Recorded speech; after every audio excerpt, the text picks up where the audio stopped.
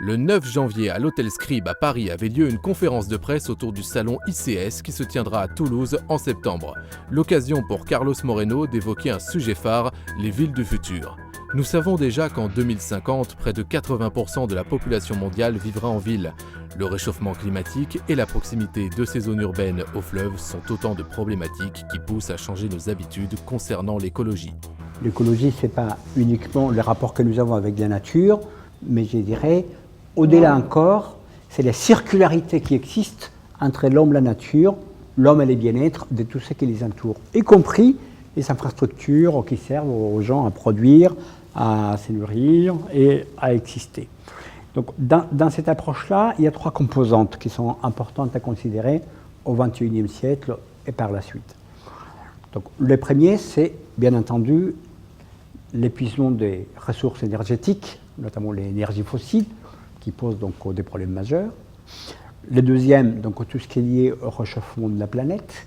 Et troisièmement, il y a la fragilité même, je dirais, de l'être humain et de son environnement, ce qu'on appelle donc l'impermanence. Donc moi, je veux attirer l'attention dans ce concept de l'écologie comme composante de la smart city humaine, et les relier à cette notion de fragilité, à cette notion d'impermanence.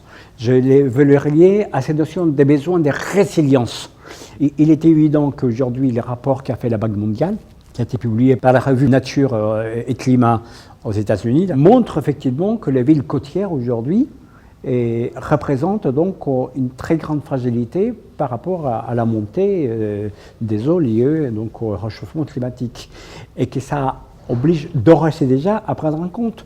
En France, ça touche le littoral, donc que ce soit sur la côte méditerranéenne ou sur la façade atlantique. Et on ne peut pas attendre tout simplement que la catastrophe soit là pour secourir mieux.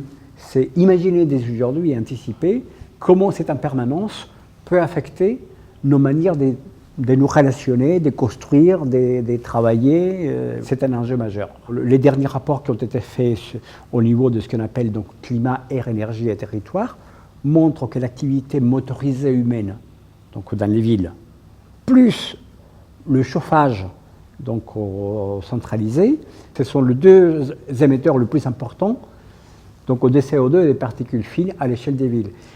Et les taux de morbidité liés donc à ces deux éléments-là par la dégradation de la qualité de l'air est énorme en termes de vie humaine et également en termes de maladies, des maladies respiratoires et des effets secondaires. Voilà.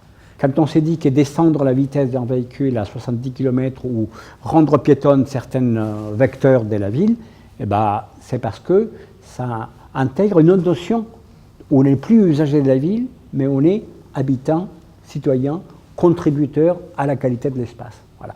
Donc moi je tiens beaucoup à cette composante écologique qui est une composante, on va dire, des fragilités, d'impermanence et de résilience.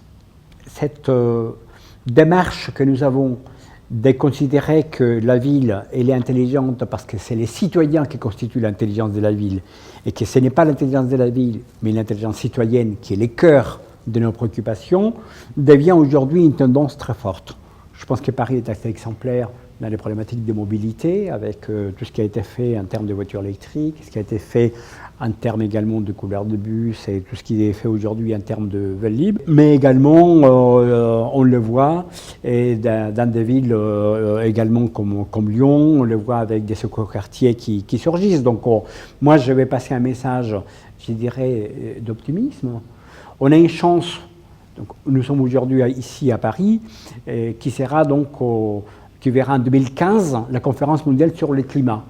Et je pense que cet événement mondial qui aura lieu en 2015, le fait qu'il se passe à Paris, d'ores et déjà permet de créer un certain nombre de lieux de sensibilisation et de discussion pour arriver, je dirais, sur un contexte avec des mesures et des pratiques vertueuses qui montrent qu'effectivement, on peut vivre autrement. Mais il y a encore beaucoup de travail à faire, je dirais, par rapport au mode de vie qu'il faut changer.